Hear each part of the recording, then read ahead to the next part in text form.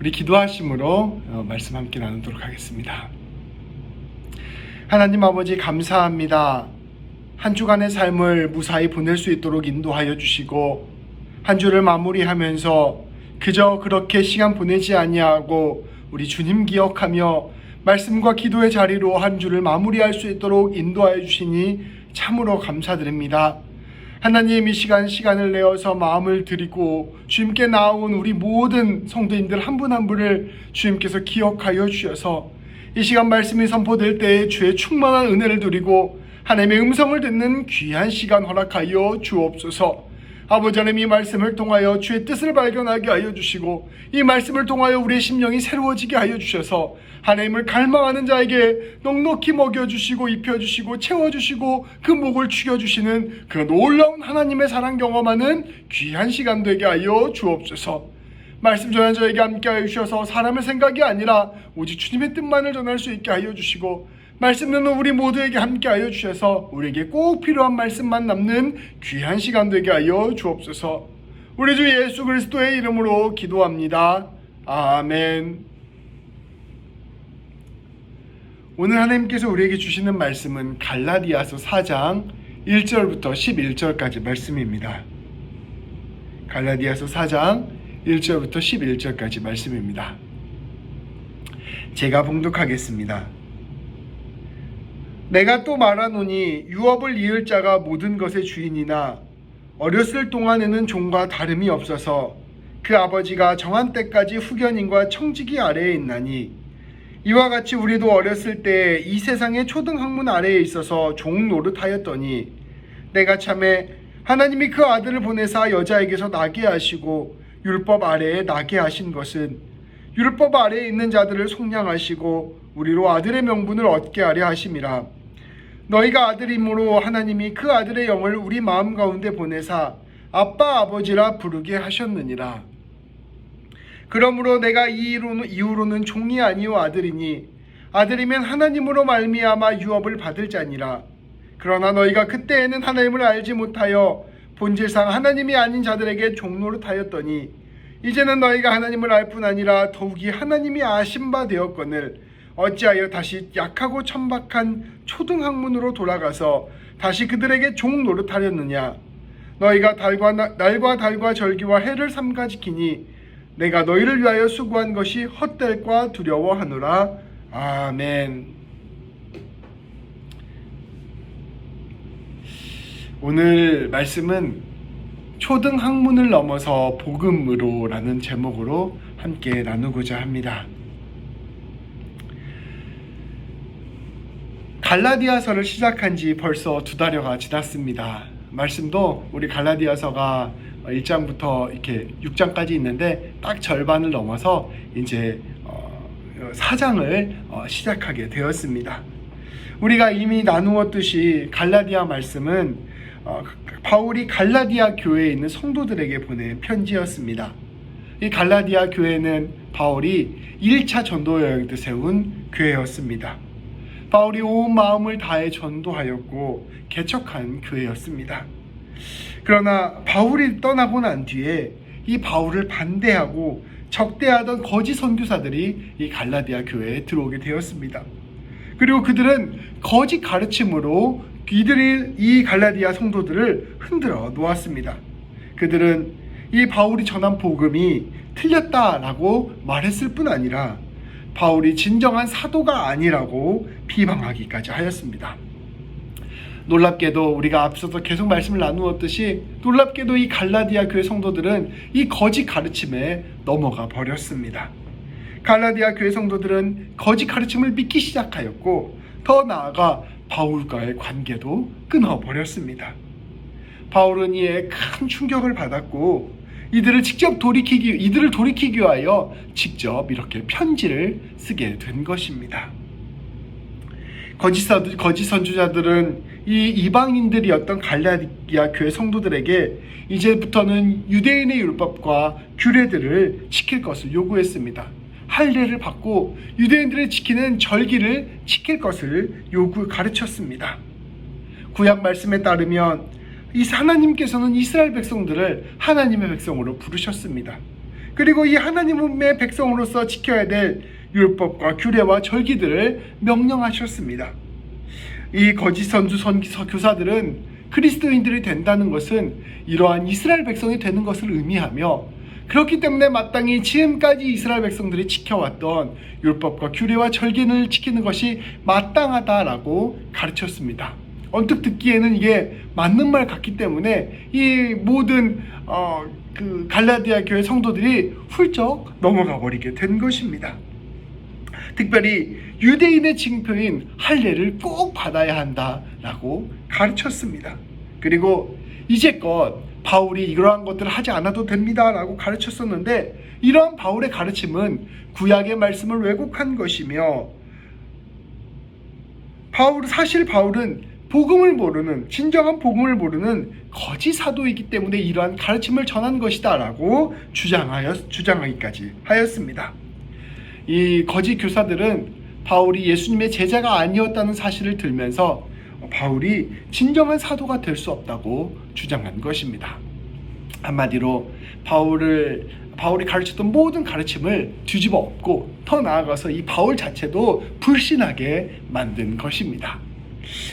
바울은 이러한 거짓 교사들의 가르침에 마음 아파하면서 차근차근 이 가르침들을 반박하였습니다. 먼저 자신이 진정한 사도가 맞다는 것을 선포하였습니다. 바울은 자기가 부활하신 예수님을 직접 만났기 때문에 사도가 될 수 있었습니다. 그리고 이 예수님께서 나를 이방인들의 사도로 불러주셨기 때문에 내가 사도로 부르심을 받을 수 있었습니다 라고 이 갈라디아 교회 성도들에게 설명하였습니다. 그리고 이 자기가 이렇게 사도를 부르심을 받은 것은 나 혼자 주장하는 것이 아니라 예루살렘에 있는 사도들에게도 인정을 받은 것입니다 라고 설명해 주었습니다. 더 나아가서 내가 여러분들에게 가르쳐 주었던 이 가르침은 내 생각만을 그저 전한 것이 아니라, 사람의 가르침을 전한 것이 아니라 예수 그리스도의 복음을 가르치는 것이고, 이 가르침은 예루살렘 교회 성도들로부터 인정을 받은 것입니다 라고 설명해 주었습니다. 바울은 결코 자기 혼자 독단적으로 거짓된 잘못된 가르침을 가르치는 것이 아니라 자기야말로 진짜 정통의 가르침, 복음의 핵심을 가르치는 사람이었다라는 것을 이 갈라디아 교회 성도들에게 설명한 것입니다. 바울은 이어서 3장부터 4장 말씀을 통해서 이 율법과 믿음의 관계를 비교하면서 거짓 교사들의 가르침이 왜 틀렸는지, 그리고 자기의 가르침이 왜 옳았는지를 설명해 주었습니다. 앞서 2장 말씀은 자기 가르침이 어떻게 사람들에게 인정을 받고 있는가를 설명한 것이라며, 3장과 4장에서는 구체적으로 이들이 무엇을 잘못하였고 어떠한 가르침이 진짜 복음인지를 설명한 것입니다. 바울은 먼저 이 갈라디아 교회 성도들에게 처음 예수님을 믿었을 때를 떠올려 보라라고 물었습니다. 그들이 구약에 나와 있던 율법들을 잘 지켜서 그리스도인이 된 것인지, 아니면 성령님께서 마음 가운데 믿음을 주었기 때문에 그리스도인이 된 것인지를 떠올려 보라라고 물었습니다. 그것은 오늘 우리에게도 동일하게 적용됩니다. 우리가 어떻게 예수님을 믿게 되었습니까? 어떻게 그리스도인이 되게 되었습니까? 그것은 다름 아닌 하나님께서 우리 마음 가운데 믿음을 주셨기 때문에 가능한 것입니다. 우리 그리스도인들은 율법으로 그리스도인이 되는 것이 아니라, 율법으로 하나님 나라 백성이 되는 것이 아니라 예수 그리스도를 믿음으로 하나님 나라 백성이 되는 것입니다. 바울은 그것을 지적해 주면서 이제 다시 율법으로 돌아가는 것은 어리석은 일이다 라고 가르쳐 주었습니다. 예수님 안에서 우리는 하나님 나라의 백성이 된 것입니다. 그렇기에 더 이상 율법이 구원의 조건이 될 수 없습니다. 우리는 예수님을 믿었기 때문에 이미 하나님 나라 백성이 되었고, 그렇기 때문에 더 이상 할례라든지 불필요한 절기를 지킨다든지 규례를 따른다든지 이러한 것을 할 필요가 없다라는 것을 다시 한번 설명해 주는 것입니다. 더 나아가 율법이 무엇인지를 바울은 설명해 주었습니다. 율법은 하나님께서 하나님의 뜻대로 사는 것이 무엇인지를 우리에게 가르쳐 준 법적 조항들입니다. 그런데 사실 잘 살펴보면 우리는 우리 중에 그 누구도 이 율법을 완벽하게 지킬 수 있는 사람이 없습니다. 그래서 율법의 가장 중요한 역할은 사실은 우리로 하여금 죄를 깨닫게 하는 것입니다 라고 바울은 선포하고 있습니다. 율법을 통하여 우리는 하나님 앞에서 우리가 죄인이라는 사실을 깊게 깨닫게 되는 것입니다. 우리는 율법을 지킴으로써 구원을 얻을 수 없습니다. 그렇기 때문에 우리 하나님께서 우리에게 예수님을 보내주신 것입니다. 우리는 예수 그리스도의 의대를 통하여 구원을 얻게 되었습니다. 우리 그리스도인들은 이제 의무적으로, 형식적으로 구원을 받기 위하여 율법을 지키는 삶을 살아가는 것이 아니라 예수 그리스도의 은혜를 깨닫고 예수님의 은혜 안에서 사랑의 삶을 살아가는 것입니다. 예수님의 사랑을 진실로 깨달은 자, 예수님의 은혜를 진실로 깨달은 자가 하나님의 뜻대로 살고자 그 자기 자유를 가지고 살아가는 것, 그것이 바로 율법을 지키는 의무다라고 바울은 선포하고 있는 것입니다. 바울은 계속해서 이 율법을 초등교사에 비유해서 설명하였습니다. 그 설명은 오늘 우리가 함께 나눌 말씀과 이어지고 있기 때문에 오늘 말씀을 함께 봉독하고 또 나누도록 하겠습니다.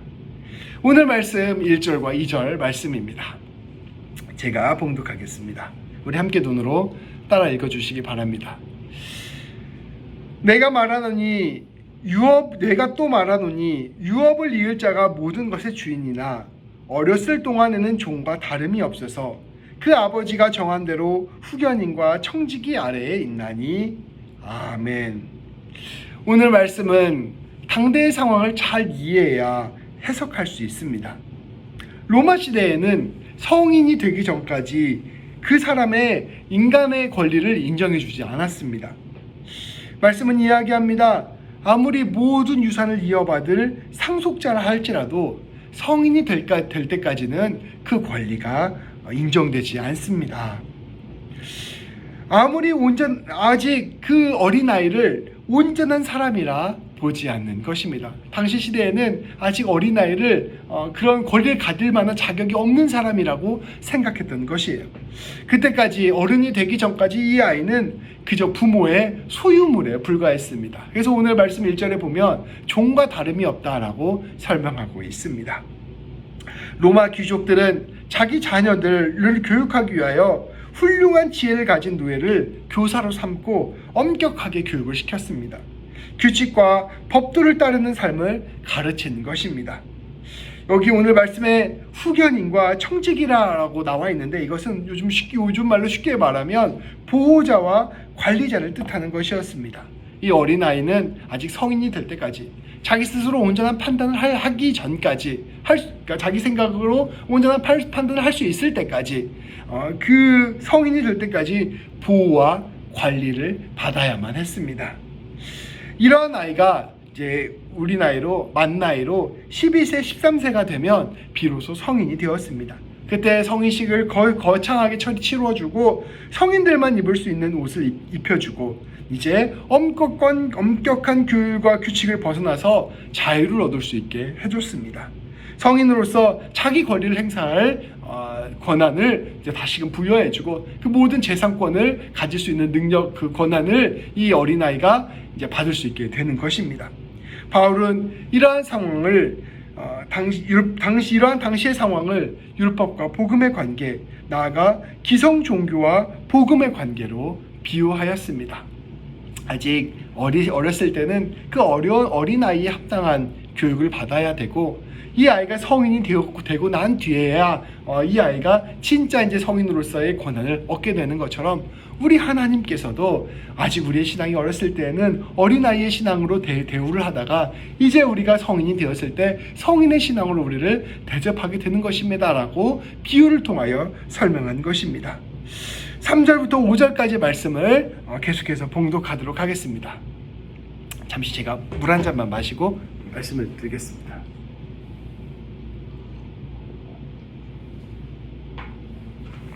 감사합니다. 우리 3절부터 5절까지 말씀을 제가 봉독하겠습니다. 이와 같이 우리도 어렸을 때 이 세상의 초등학문 아래에 있어서 종노릇하였더니 때가 참에 하나님이 그 아들을 보내사 여자에게서 나게 하시고 율법 아래에 나게 하신 것은 율법 아래에 있는 자들을 속량하시고 우리로 아들의 명분을 얻게 하려 하심이라. 아멘. 바울은 선포합니다. 우리도 어렸을 때 이 세상의 초등학문 아래에 있어 종노릇하였습니다. 여기서 이 초등학문이라는 것은 비단 율법만을 뜻하는 것이 아니었습니다. 이 단어는 이제껏 사람들이 가지고 있었던 종교적인 모든 신앙 형태를 뜻하는 것이었습니다.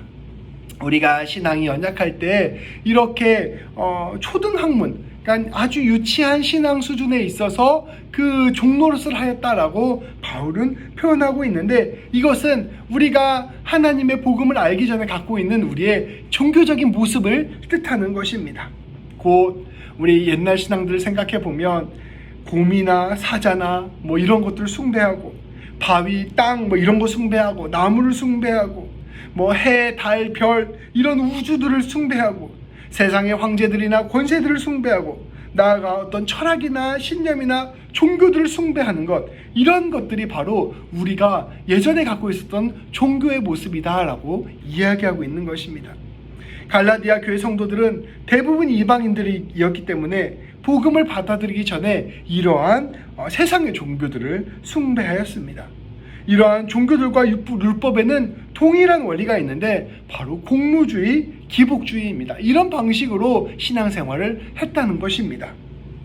이거를 조금 쉽게 설명하고자 제가 예를 하나 드려보고자 합니다.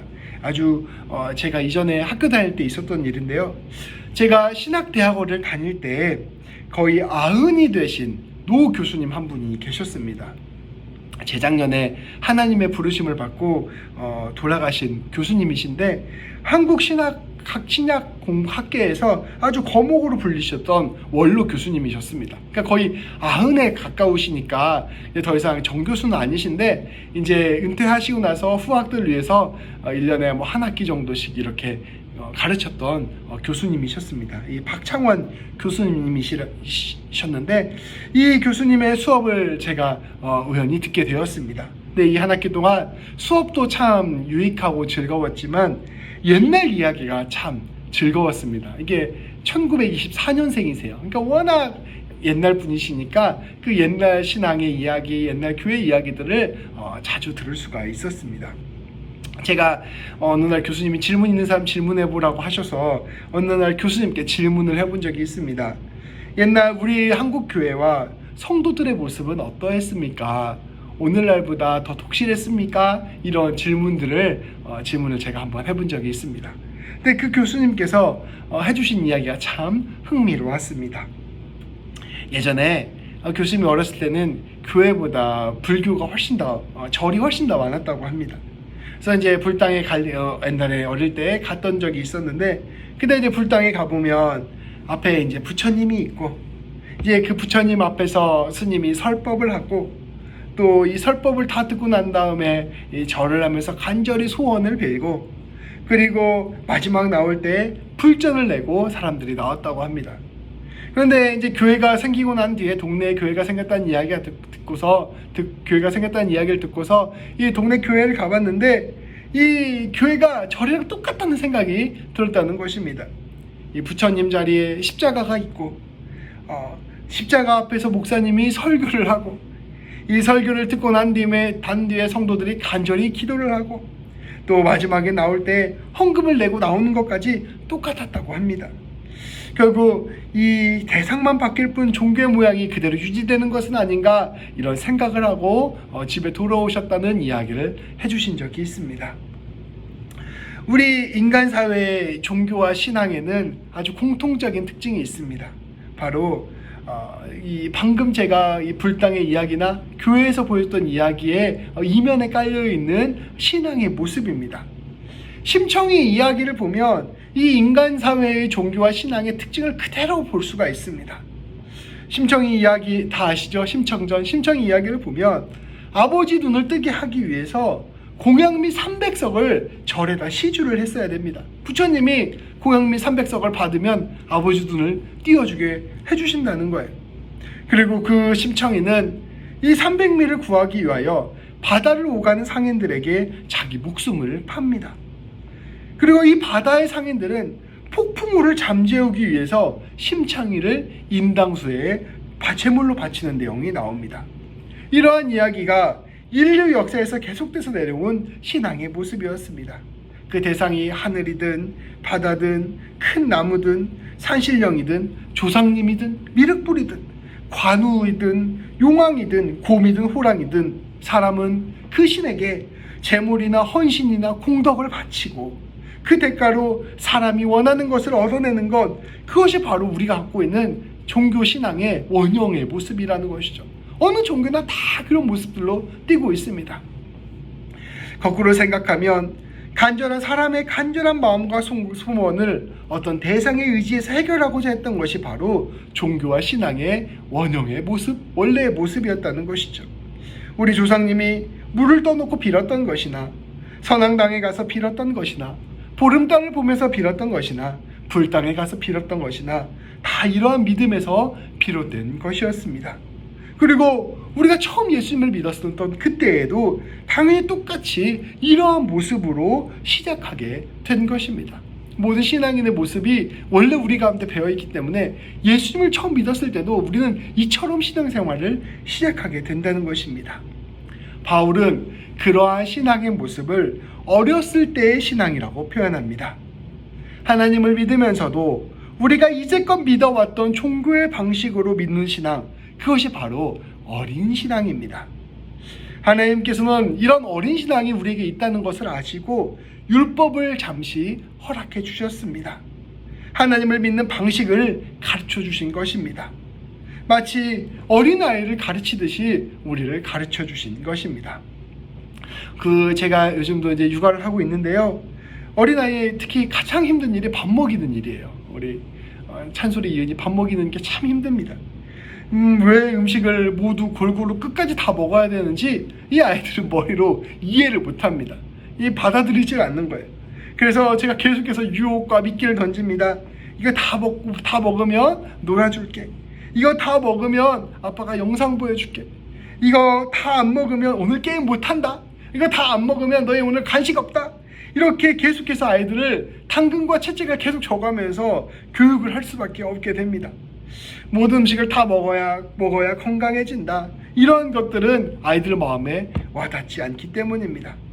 하나님께서는 이런 어린 신앙의 사람들에게 율법을 가르치고 하나님의 복과 승리를 가르쳐 주셨습니다.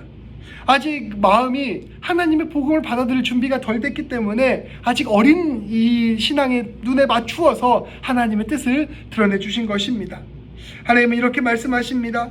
하나님의 뜻대로 뜻을 살면 복을 받고 하나님을 떠나게 되면 벌을 받는다. 최선을 다해 율법과 규례와 절기를 지켜라.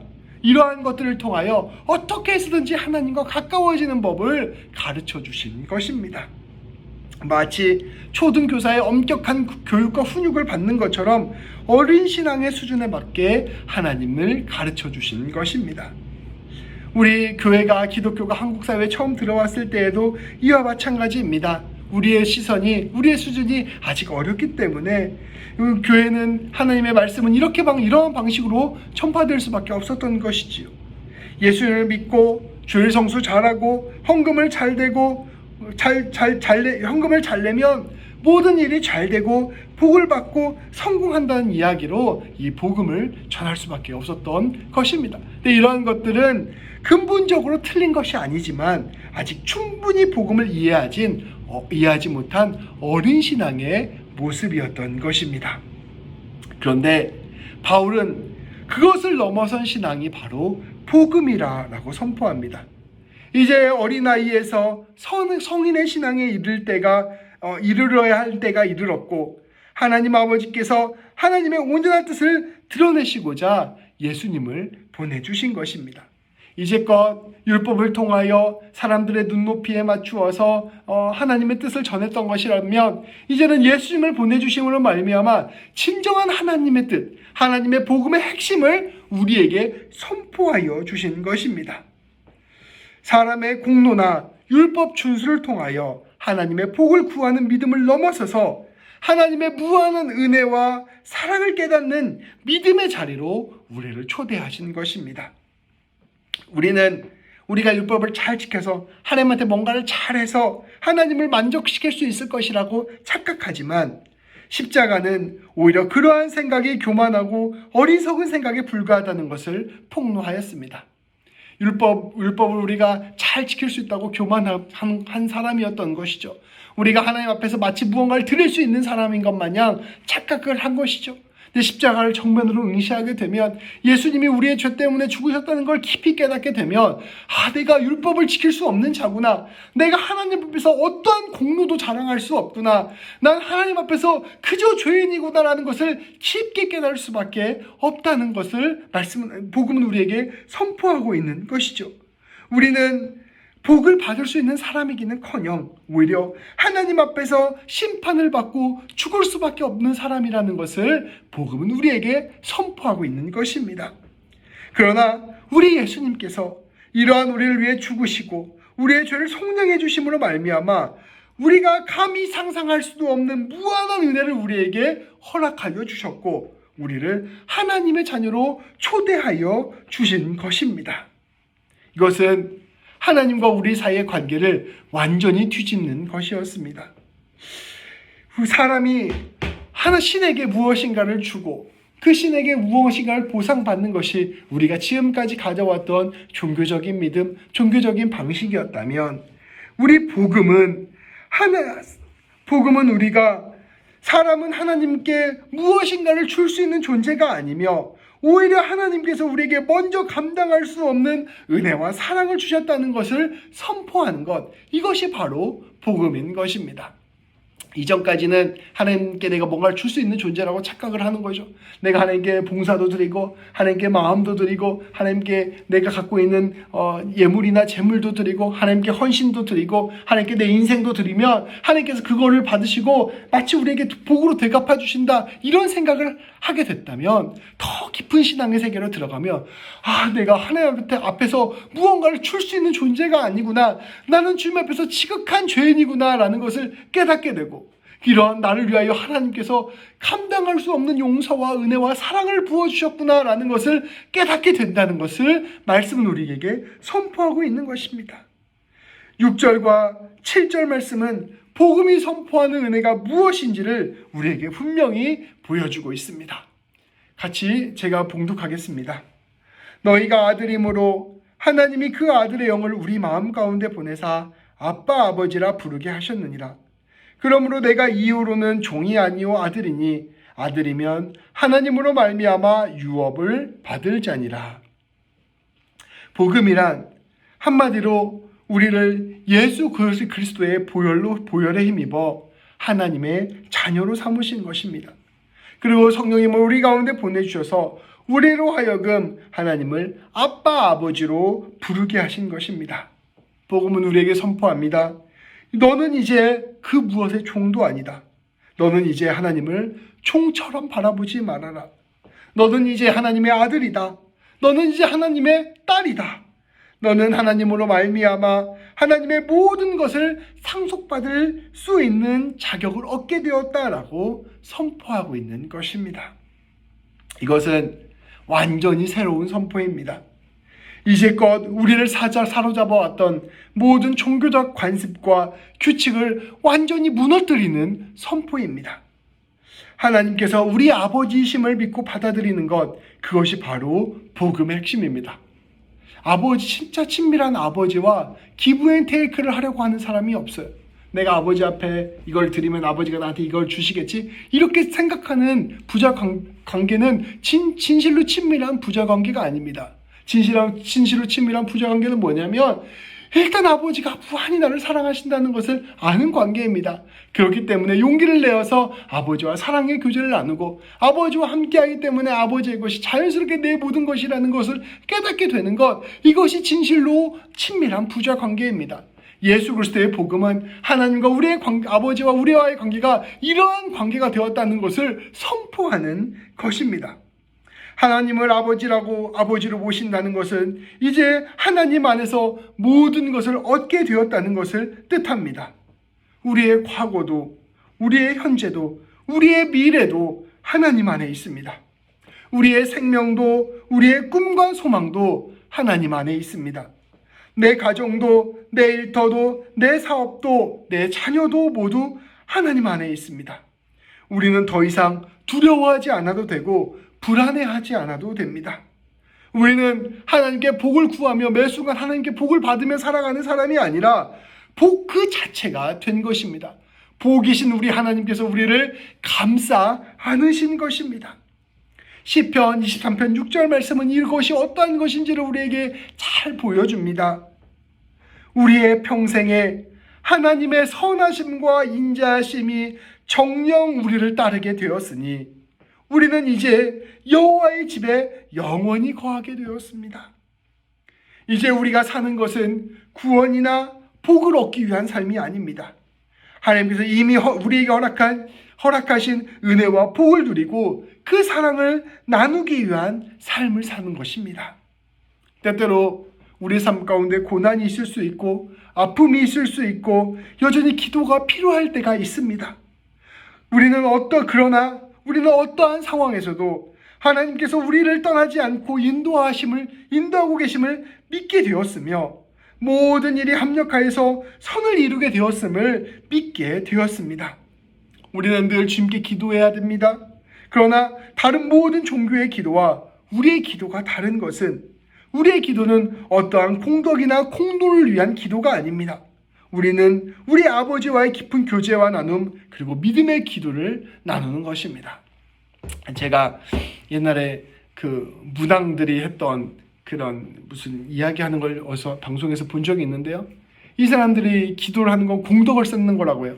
막 기도를 열심히 하면 조상들에게 공덕이 쌓이고 그 공덕이 자기의 그대로 복으로 돌아오게 된다고 믿어서 그렇게 기도를 한다고 하더라고요. 근데 기도를 안 하면 조상님들이 벌을 주시고 기도를 하면 조상님께서 복을 주신다는 거예요. 근데 이 하나님과 우리의 관계는 이것과 근본적으로 다릅니다. 하나님은 우리가 기도를 한다고 해서 더 복을 주시고 기도를 안 한다고 해서 우리를 막 후리치시고 때리시고 이런 분이 아니십니다. 하나님은 이미 우리에게 예수 그리스도로 말미암아 헤아릴 수 없는 은혜와 사랑과 충만한 복을 우리에게 모두 허락하여 주셨습니다. 그러면 기도는 무엇입니까? 하나님과 사랑의 교제를 나누는 것입니다. 하나님이 우리를 부르시는 그 자리로 우리가 나아가서 하나님께서 우리에게 하신 그 놀라운 일들을 감당하고 찬양하는 것입니다. 물론 우리의 삶 가운데 문제가 있을 수 있습니다. 우리 삶 가운데 여러 가지 해결되지 않는 고민들을 가지고 당연히 기도를 해야 됩니다. 근데 그 기도하는 것을 통하여 내가 기도가 이만큼 하나님께 이만큼 올려드리면 하나님께서 그 기도의 양이 채워지면 자 내가 너에게 이 기도에 대한 은혜를 갚아주겠다 이런 방식으로 응답하시는 것이 아니라 하나님 앞에 그 문제를 가지고 왔을 때 하나님의 사랑 안에서 이 모든 문제가 하나님과 더불어 해결되는 문제임을 우리가 발견하게 되는 것 그것이 바로 기도인 것입니다. 하나님과 우리 사이는 종과 왕의 관계가 아닙니다. 하나님과 우리 사이는 기브 앤 테이크의 관계가 아닙니다. 하나님과 우리 사이는 예수 그리스도로 말미암아 깊은 사랑 가운데 함께 있는 은혜의 관계, 사랑의 관계, 아버지와 아들의 친밀한 관계입니다. 주님은 그러한 놀라운 은혜의 자리로 우리를 부르신 것입니다. 그리고 우리 하나님께서 우리에게 베푸신 은혜가 얼마나 크고 넓은지 얼마나 깊은지를 충만하게 누릴 것을 우리에게 요청하시는 것입니다. 바울은 갈라디아 교회 성도들이 이 놀라운 은혜의 현실을 바라보지 못하고 다시 예전의 방식으로 돌아가는 것을 안타까워하였습니다. 그들은 복음의 진리를 밝게 깨닫지 못하고 그저 종교적인 방식으로 돌아간 것입니다.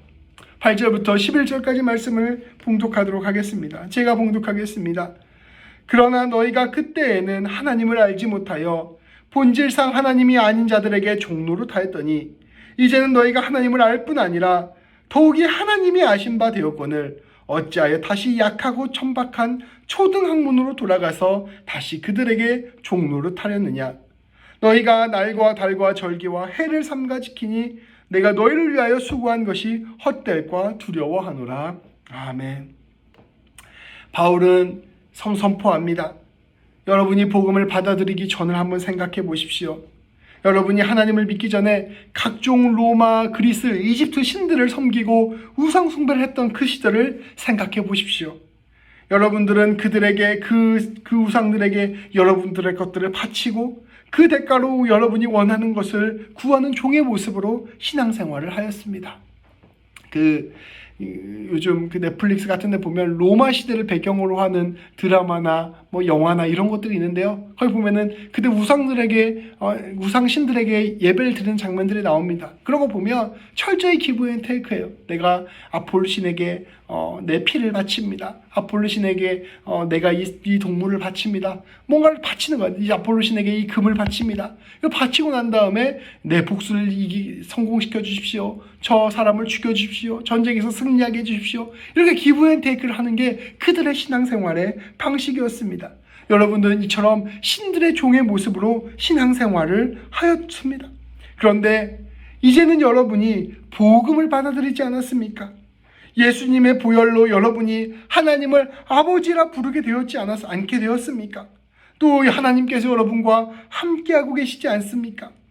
여러분이 하나님과 이토록 깊은 관계 가운데 살아가고 있는데 왜 그 자녀된 권세를 내려놓고 총처럼 하나님을 섬기시려고 하십니까? 라고 질문하고 있는 것입니다. 왜 하나님의 은혜와 사랑을 깨닫고 하나님과 교제하면서 하나님의 나라와 의를 구하는 삶을 살아가지 않고 왜 하나님께 다시 무엇인가를 바치고 그 대가를 얻는 삶으로 돌아가려고 하십니까? 라고 묻고 있는 것입니다. 왜 여러분들은 다시 이방인처럼, 왜 복음을 알지 못하는 유대인처럼 날과 달과 절교와 해를 지키고 형식적인 종교를 따르려 하십니까? 제가 여러분에게 복음을 전한 일이 헛된 일이 될까 두렵습니다. 라고 말씀을 전하고 있는 것입니다. 바울은 거짓 교사들을 따르는 일, 그 일이 결국 다시 복음을 종교로 전락시키는 일이 될 것이라 생각하는 것입니다. 복음은 사람을 하나님의 자녀로 세웁니다. 그리고 참된 기쁨과 평강과 사랑을 줍니다. 내가 어떠한 주님께 어떠한 것들을 내어드리고 주님을 위하여 헌신하고 주님을 위해 따르는 길이 내가 복음 가운데서 하는 일인가 아니면 종교적인 방식으로 하는 일인가 구분하는 매우 중요한 기준들이 있습니다. 내가 복음 안에 살아가는 사람은 먼저 주님의 사랑과 은혜를 충만하게 받았기 때문에 내가 주님께 드리는 일이 기쁨이 되고 감사가 되고 영광이 됩니다. 그리고 내가 주님께 더 드리고 싶고 더 사랑을 나누고 싶습니다. 자발적인 사랑과 은혜가 안에서 풍성하게 드러나는 것입니다. 그런데 내가 내 종교적인 마음과 내 욕망을 위해서 주님께 무언가를 드리면 내가 드리면서도 마음에 불평이 생깁니다. 불만이 생깁니다. 그리고 내가 하나님 앞에서 온전히 무언가를 하지 못할 때 자꾸 두렵고 불안한 마음이 생깁니다. 그리고 내가 복음 안에 배어 있으면 내가 조금 더 사랑하면서 내 이웃을 사랑하려고 애쓰는 마음이 드러나는 반면 내가 율법과 종교 안에 있을 때는 이렇게 하지 않는 사람들을 계속해서 정죄하고 비판하는 마음이 먼저 생깁니다. 우리는 이것을 잘 구분하여서 복음 안에 배어서 주님 앞에 우리의 마음을 내어드리는 삶으로 우리를 계속해서 초점을 맞추어야 할 것입니다. 그리고 계속해서 제가 말씀드렸다시피 우리의 삶의 본질은 우리의 삶의 어떤 구체적인 행동이나 우리의 삶의 방식들을 애써 바꾸려는 데서부터 시작되는 것이 아니라 가장 먼저 하나님의 사랑에 집중하고 예수님의 은혜에 우리의 마음을 내어드리는 것, 그것이 바로 우리의 신앙의 핵심이라는 것을 우리는 반드시 기억해야 할 것입니다. 오늘 말씀을 정리하겠습니다. 우리가 사실 하나님을 믿기 시작할 때에는 누구나 하나님을 통해 우리가 얻고자 하는 복을 구하기 위해서 하나님께 나아갑니다. 이건 모든 사람이 다 똑같습니다. 주님도 이러한 것을 악한 것이다라고 이야기하지 않으십니다. 우리의 믿음이 연약하고 어릴 때에는 당연히 이렇게 하나님께 나아갈 수밖에 없습니다. 하나님, 제 삶을 세워주십시오. 제 사업을 축복해 주십시오. 제 건강을 붙들어 주십시오. 제 자녀에게 복을 주십시오. 끊임없이 우리는 복을 구하며 하나님을 찾습니다. 이것은 틀린 게 아니고 당연히 처음 신앙을 시작할 때 우리 가운데 드러나는 마음입니다. 그리고 그렇게 우리의 시간을 내어드리고 헌신을 드리고 예물을 드리고 기도를 드립니다. 그렇게 하나님의 마음과 하나님의 도움을 얻고자 하나님께 나아가는 것입니다. 하나님께서는 이런 우리의 마음을 귀하게 여겨주시고 그 기도에 응답하여 주시며 하나님께서 일하시고 계심을 보여주십니다. 그런데 하나님께서는 거기에서 우리의 믿음이 멈추는 것을 원하시지 않으십니다. 그저 이런 기브 앤 테이크의 관계를 넘어서서 우리와 진실된 사랑의 관계를 맺으시기를 원하시는 것입니다. 하나님께서는 우리의 시선이 우리의 삶의 문제로부터 예수 그리스도의 십자가로 옮겨지시기를 원하십니다. 그리고 우리가 예수님의 십자가를 바라보면 그 십자가에는 우리의 삶의 모든 문제와 죄악의 문제와 죽음의 문제를 홀로 지고 걸어가신 예수님의 사랑이 있습니다. 이 예수님의 사랑을 깊이 깨닫게 되면, 우리 예수님의 은혜를 깊이 느끼게 되면 우리의 믿음은 새로운 차원, 새로운 세계, 어른과 같은 신앙으로 들어가게 됩니다. 우리 하나님께서 이토록 우리를 지극히 사랑하고 계시는구나. 우리 하나님께서 우리의 모든 삶을 붙들고 계시는구나. 태초부터 영원까지 우리의 생명을 붙들고 계시는구나. 하나님께서 창세전에 날 예비하셨고 영원히 내 인생을 책임져 주시는구나라는 것을 깨닫게 되는 것입니다. 모든 것을 더하시는 우리 주님께서 우리의 모든 삶을 하나님의 것으로 붙들고 계신다는 사실을 깨닫게 되는 것입니다. 그렇게 되면 우리는 더 이상 우리의 삶의 문제를 두려워하지 않게 됩니다. 더 이상 우리의 인생을 불안해하지 않게 됩니다. 조급하지 않게 되며 의심하지 않게 됩니다. 내 것을 더 가지려고 움켜쥐지 않게 되며 다른 사람을 함부로 대하지 않게 됩니다. 주님이 선포하신 대로 먼저 그의 나라와 그의 의를 구하는 삶을 살게 되며 먼저 이웃을 사랑하는 삶이 되게 되며 주님의 부르심에 따라 주님의 생명의 열매를 맺어가는 주님의 제자가 되는 것입니다. 삶 속에서 빛이 되고 소망이 되는 것입니다. 관건은 복음을 깨닫는 것입니다. 다시 말하면 예수님의 놀라운 사랑과 하나님의 은혜를 깊이 깨닫는 것입니다. 그것을 다시 말하면 성령 충만함 가운데 들어가는 것입니다. 이것이 바로 말씀이 선포하는 놀라운 하나님 나라의 세계요, 말씀이 선포하는 믿음입니다. 이 놀라운 믿음이 우리 모든 성도님들의 심령 가운데 가득하게 되기를 주님의 이름으로 축복합니다. 우리의 신앙이 그저 하나님께 기도하고 간구하면서 하나님 주시는 일하심과 은혜를 매 순간 맛보고 하나님께서 도우시면 날 이렇게 도우시는구나 깨닫는 것도 굉장히 중요합니다.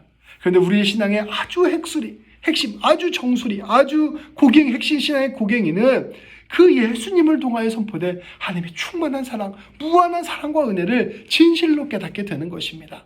이 놀라운 주님의 은혜를 깨달음으로 말미암아 하나님의 풍성한 영광이 우리 삶 가운데 가득 채워지기를 주님의 이름으로 기도합니다. 우리 모든 성도님들이 그 놀라운 사랑과 은혜를 깊이 깨달을 수 있도록 매 순간 주님께 간구하고 말씀을 통하여 그것을 계속해서 바라보며 우리의 인생이 그 길로 한 걸음 한 걸음 나아가게 되기를 주님의 이름으로 축복합니다. 기도하시겠습니다. 하나님 감사합니다. 하나님께서 우리에게 믿음을 허락하여 주시고 예수 그리스도의 제자로 부르심을 받게 하여 주시며 하나님의 자녀로 우리를 불러주셨음을 깨닫게 하여 주시니 참으로 감사드립니다. 하나님, 우리가 주님의 자녀가 되었으니 주님의 자녀가 무엇인지를 깊이 깨닫는 자들 될 수 있도록 인도하여 주옵소서.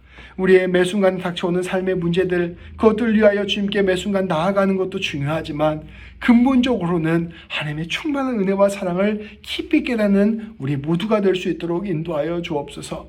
하나님의 그 사랑의 깊이와 넓이와 높이와 그 너비를 우리가 깊이 깨달을 수 있도록 인도하여 주셔서 태초부터 지금까지 예비하신 그 놀라운 사랑을 우리가 깨닫게 하심으로 말미암아 아버지 하나님 우리의 인생이 참으로 주님이 주시는 기쁨과 평강과 사랑과 주님의 의가 넘치는 귀한 삶이 될 수 있도록 인도하여 주옵소서. 우리 모든 성도님들 날마다 예수님께 나아가게 하여 주시고 날마다 주 안에서 풍성한 은혜를 누릴 수 있도록 인도하여 주옵소서.